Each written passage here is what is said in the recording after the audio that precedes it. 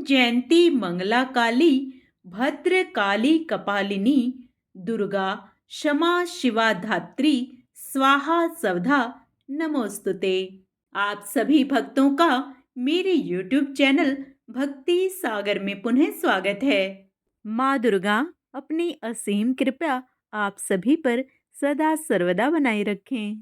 आज का अपना वीडियो शुरू करने से पहले आप सभी से विनम्र प्रार्थना है, यदि आप मेरे चैनल पर नए आए हैं और अभी तक मेरे चैनल को सब्सक्राइब नहीं किया है तो व्रत त्योहारों से संबंधित सभी जानकारियां प्राप्त करने के लिए, सभी व्रत कथाएं सुनने के लिए, प्रतिदिन के पंचांग की जानकारी प्राप्त करने के लिए कृपया मेरे चैनल को सब्सक्राइब अवश्य करें। वीडियो यदि पसंद आता है तो लाइक एंड शेयर भी करें। पुनः मन में माँ भगवती का स्मरण करते हुए एकाग्रचित मन से आगे का अध्याय स्मरण करते हैं। सूत जी बोले, सुंदरी असीता पांगी घृताची को देखकर व्यास जी बड़े असमंजस में पड़े और सोचने लगे कि यह देवकन्या अप्सरा मेरे योग्य नहीं है, अतः अब मैं क्या करूं। वह अप्सरा भी व्यास जी को चिंतित होता देखकर भयभीत हो गई कि कहीं ये मुझे साप ना दे दें। तत्पश्चात भय से व्याकुल वह अप्सरा एक सुकी का रूप धारण करके उड़ गई। व्यास जी उसे पक्षी के रूप में देखकर आश्चर्य में पड़ गए।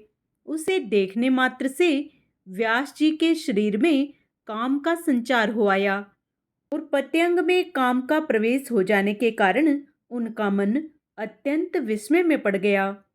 बड़ी धीरता के साथ मन को रोकने की चेष्टा करते हुए भी उस चंचल मन को वे व्यास मुनि वश में करने में समर्थ नहीं हुए। इस प्रकार घृताची द्वारा मोहित तेजस्वी व्यास जी का मन अनेक यत्न करने पर भी भावी संयोग के कारण उनके वश में न हो सका। इसी बीच अग्नि निकालने के लिए मंथन करते समय एकाएक उनका तेज उस अरणी पर गिर गया, किंतु उसके गिरने पर ध्यान न देकर वे अरणी मंथन करते रहे। उस अरणी से उन्हीं के सदृश मनोहर रूप वाले सुख उत्पन्न हो गए। अरणी से उत्पन्न वह बालक विस्मय पैदा करते हुए उसी प्रकार सुशोभित हो रहा था जिस प्रकार हवन करते समय घृताहुति पड़ने से प्रकट अग्नि दीप्तिमान हो उठती है। उस पुत्र को देखकर यह क्या, ऐसा सोचकर व्यास जी अत्यंत विस्मय में पड़ गए और विचार करने लगे कि यह शिव के वरदान से ही तो उत्पन्न नहीं हुआ है। इस प्रकार अरणी गर्भ से उत्पन्न वह तेजस्वी पुत्र सुक अपने तेज से दूसरे अग्नि के तुल्य देदीप्यमान प्रतीत हो रहा था।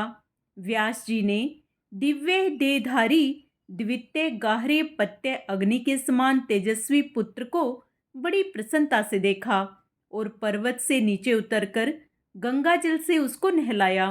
हे तपस्वियों, उस समय व्यास जी ने उस महात्मा शिशु का जात कर्मादि संस्कार किया। उस समय देवताओं ने दुदुम्बियां बजाई तथा अप्सराओं ने नृत्य किया। उस बालक के दर्शन की लालसा वाले विश्वावसु, नारद, तुम्बरु आदि सभी गंधर्वराज प्रसन्न होकर सुख के जन्म पर गान करने लगे। सभी देवता तथा विद्याधर भी अरणी के गर्भ से उत्पन्न उस दिव्य व्यास पुत्र को देखकर प्रसन्नता पूर्वक स्तुति करने लगे। हे द्विजोत्तम, उसी समय सुखदेव जी के लिए आकाश से दिव्य दंड, कमंडलू और शुभ कृष्ण मृगचर्म पृथ्वी पर आ गिरे। उत्पन्न होते ही वह अति तेजस्वी शिशु शीघ्रतापूर्वक बड़ा हो गया। तब वैदिक विधान के मर्मज्ञ व्यास जी ने उसका उपनयन संस्कार भी कर दिया। उत्पन्न होते ही रहस्यों तथा संग्रहों सहित सभी वेद उन महात्मा के समक्ष वैसे ही उपस्थित हो गए जैसे उसके पिता व्यास जी में वे विद्यमान थे। अरणी मंथन के समय मुनि श्रेष्ठ व्यास जी ने घृताची अप्सरा को सुकी के रूप में देखा था, इसलिए उन्होंने इस बालक का नाम सुख रख दिया। व्यास सुत सुखदेव ने बृहस्पति को अपना आचार्य मानकर विधिवत ब्रह्मचर्य व्रत धारण किया।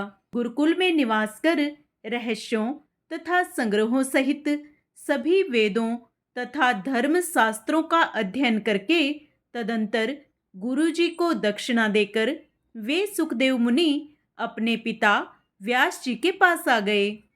सुखदेव जी को आया देखकर व्यास जी ने शीघ्रता के साथ प्रसन्नता पूर्वक उठकर बारंबार उनका आलिंगन किया और उनका माथा चूमा। परम पवित्र व्यास जी ने सुखदेव जी के कुशल अक्षेम तथा अध्ययन के विषय में पूछा तथा उन्हें आश्वस्त करके अपने पावन आश्रम में रख लिया। तत्पश्चात व्यास जी सुखदेव जी के विवाह के विषय में सोचने लगे। एक दिन परम तेजस्वी व्यास जी ने सुखदेव जी से किसी सुंदर मुनि कन्या की चर्चा की।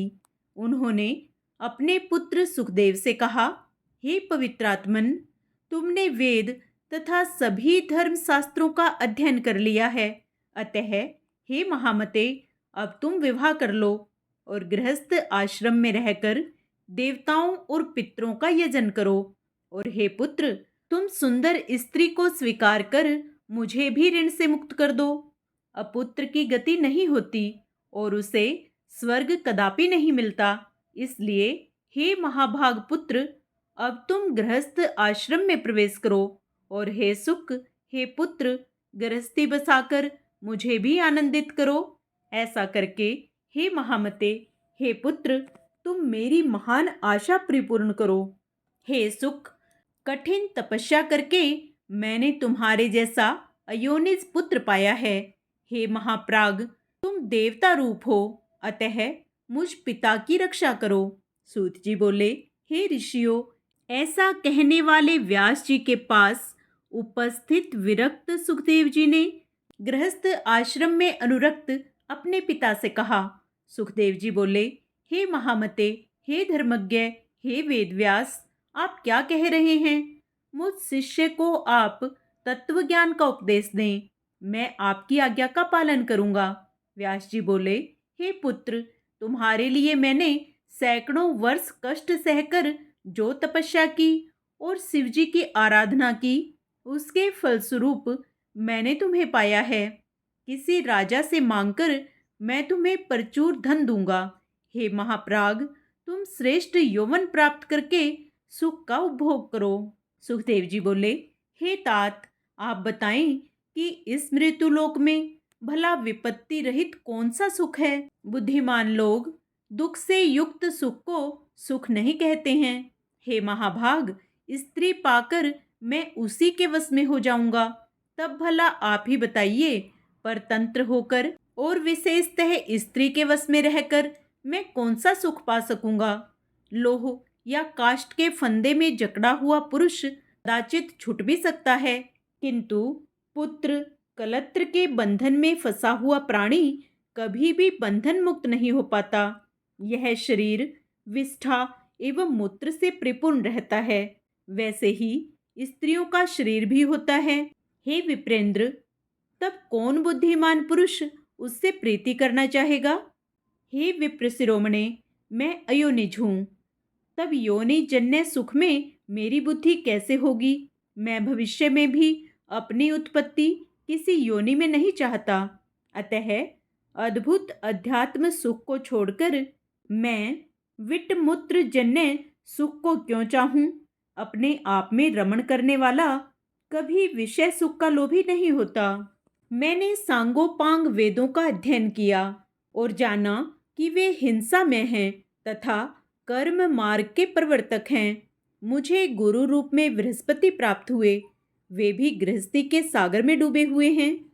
अविद्याग्रस्त हृदय वाले वे मेरा उद्धार कैसे कर सकते हैं?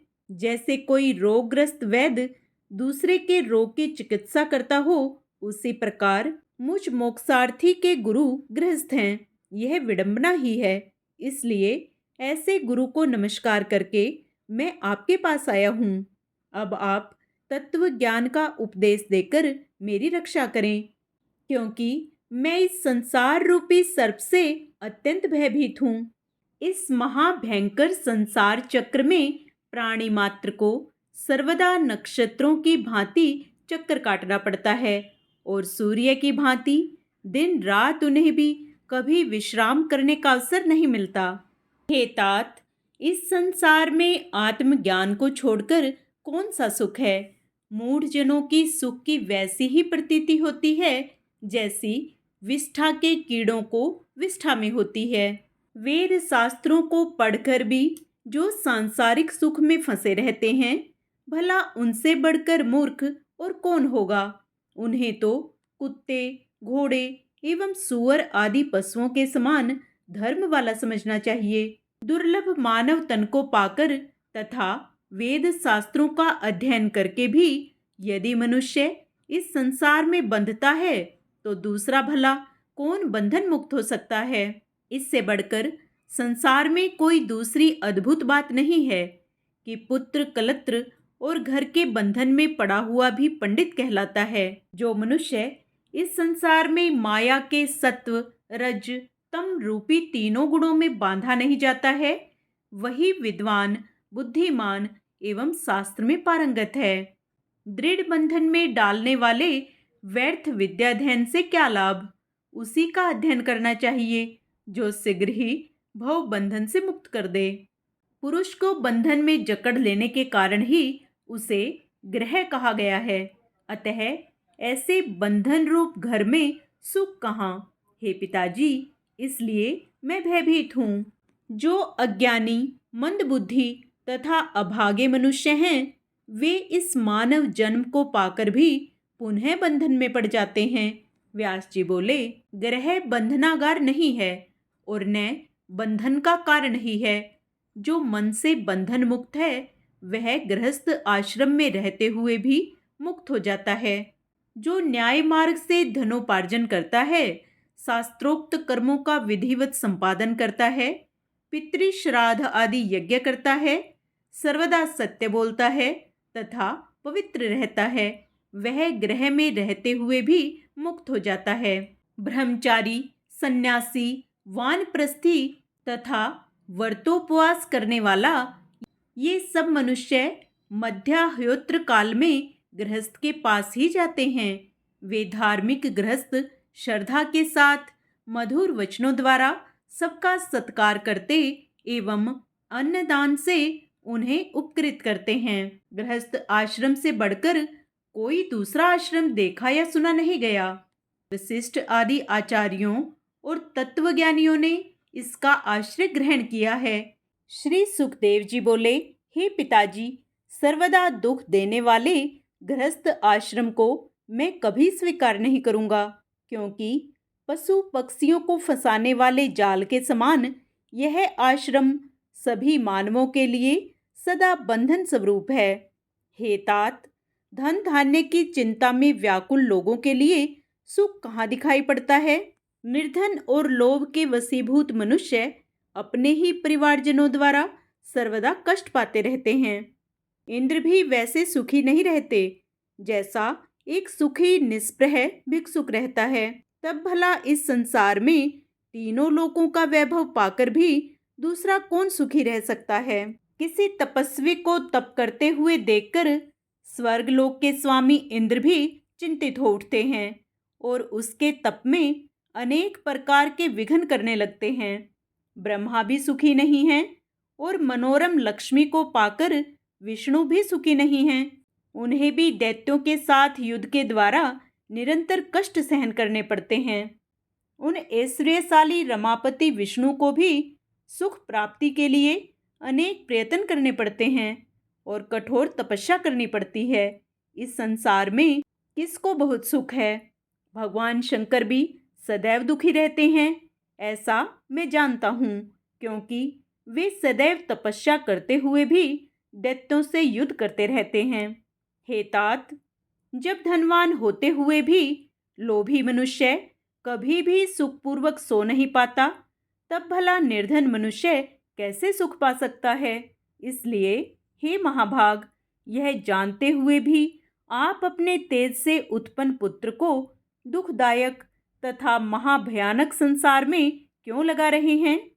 हे पिताजी, जहाँ जन्म में दुख, बुढ़ापे में दुख, मरण में दुख तथा पुनः विष्ठा और मूत्र से भरे हुए गर्भ में दुख सहन करना पड़ता है, उससे भी अधिक दुख तृष्णा और लोभ से उत्पन्न होता है।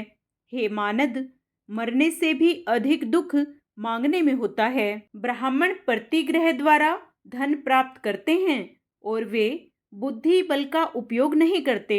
दूसरे के भरोसे पर रहना परम दुखकर है तथा वह अहर्निश मृत्यु के समान होता है। सभी वेद शास्त्रों का भली भांति अध्ययन करके भी विद्वानों को धनिकों के पास जाकर सब प्रकार से उनकी प्रशंसा करनी पड़ती है।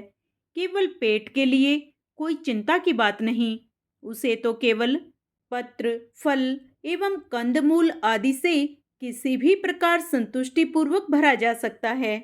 हे पिताजी, भार्या, पुत्र, पौत्र आदि बड़े कुटुंब के पालन में तो अनेक कष्ट सहने पड़ते हैं। ऐसी दशा में गृहस्थ का सुख कहाँ है? इसलिए हे तात, मुझे सुखदायी ज्ञान शास्त्र और योग शास्त्र का उपदेश कीजिए। संपूर्ण कर्म कांड में मेरा मन कभी नहीं लगता, अतः कर्म अक्षय का कोई उपाय बताइए जिससे संचित, प्रारब्ध एवं क्रियमाण तीनों प्रकार के कर्म फल नष्ट हो जाएं। सुखदेव जी कहते हैं, स्त्री जोंक के समान सदा पुरुष का रक्त चूसती रहती है, जिसे बुद्धिहीन मनुष्य उसकी भावपूर्ण चेष्टाओं से मोहित होने के कारण नहीं जान पाता। स्त्री अपने संसर्ग से उसके तेज का तथा अपनी वचन चतुरता से उसके संपूर्ण धन और मन का इस प्रकार सर्वस्व का हरण कर लेती है।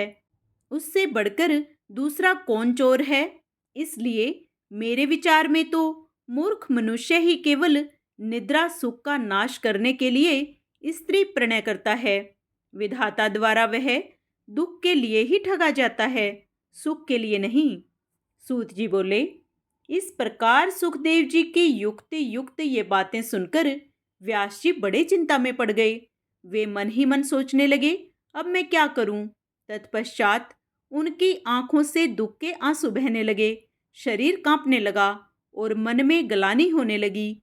इस प्रकार शोक करते हुए अपने दीन तथा शोकाकुल पिता को देखकर आश्चर्य से विस्मित नेत्र वाले सुखदेव जी ने अपने पिता व्यास जी से कहा, अहो, माया कितनी प्रबल है, जो कि यह वेदांत दर्शन के प्रणेता तथा वेद का सांगोपांग ज्ञान रखने वाले सर्वज्ञ पंडित मेरे पिताजी को भी मोहित कर रही है।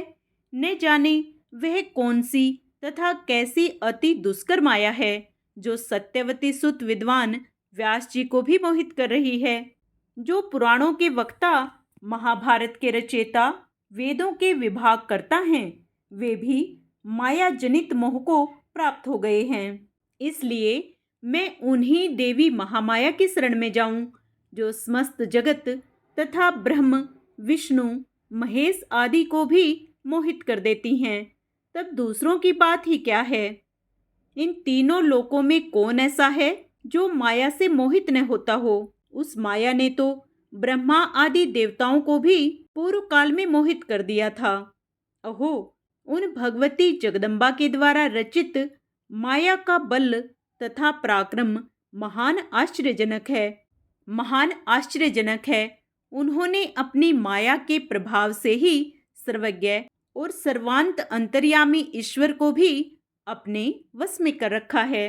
पौराणिकों द्वारा कहा गया है कि व्यास जी भगवान विष्णु के अंश से उत्पन्न हुए हैं, तथापि वे आज शोक सागर में इस प्रकार डूब रहे हैं जैसे समुद्र में भगन जलयान वाला वणिक।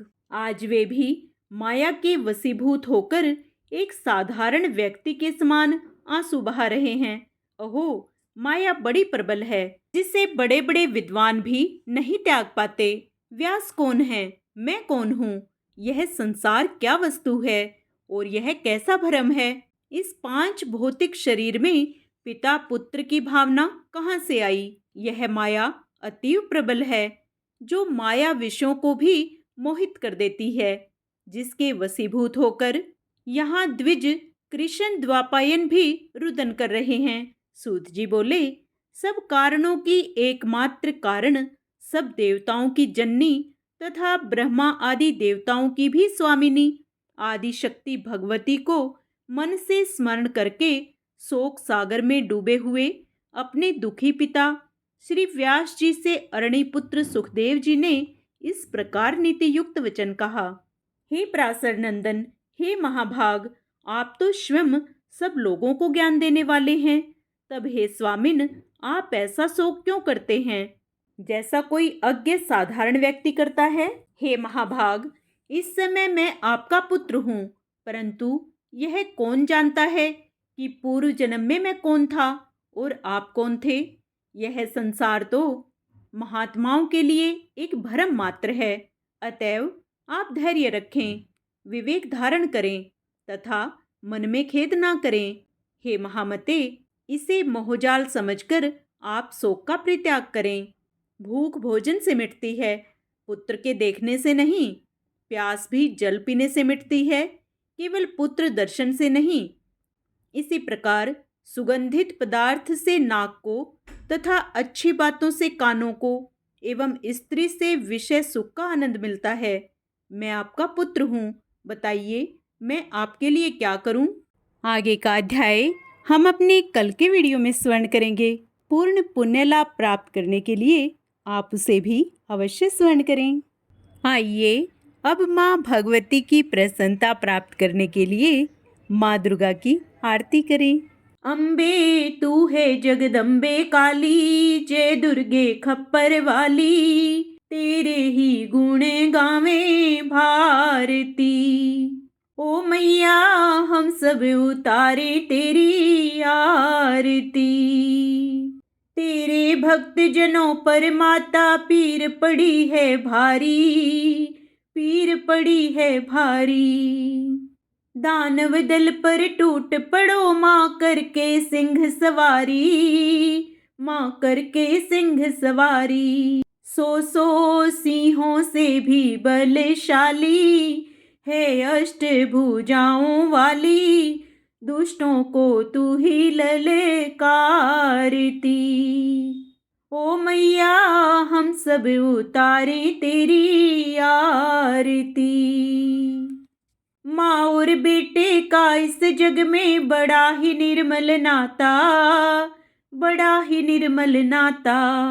पूत कुपूत सुने हैं पर ना माता सुनी कुमाता, ना माता सुनी कुमाता। सब पे करुणा दर्शाने वाली, अमृत बरसाने वाली, दुखियों के दुखड़े निवारती। ओ मैया हम सब उतारे तेरी आरती। नहीं मांगते धन और दौलत, ना चांदी ना सोना, ना चांदी ना सोना। हम तो मांगे तेरे चरणों में एक छोटा सा कोना, एक छोटा सा कोना। सबकी बिगड़ी बनाने वाली, लाज बचाने वाली, सतियों के सत को संवारती। ओ मैया हम सब उतारे तेरी आरती। चरण शरण में खड़े तुम्हारी, ले पूजा की थाली, ले पूजा की थाली। वरद हस्त सर पर रख दो माँ, संकट हरने वाली, माँ संकट हरने वाली। माँ भर दो भक्ति रस प्याली, अष्टभुजाओं वाली, भक्तों के कारज तू ही सारती। ओ मैया हम सब उतारे तेरी आरती। अम्बे तू है जगदम्बे काली, जय दुर्गे खप्पर वाली, तेरे ही गुण गाए भारती।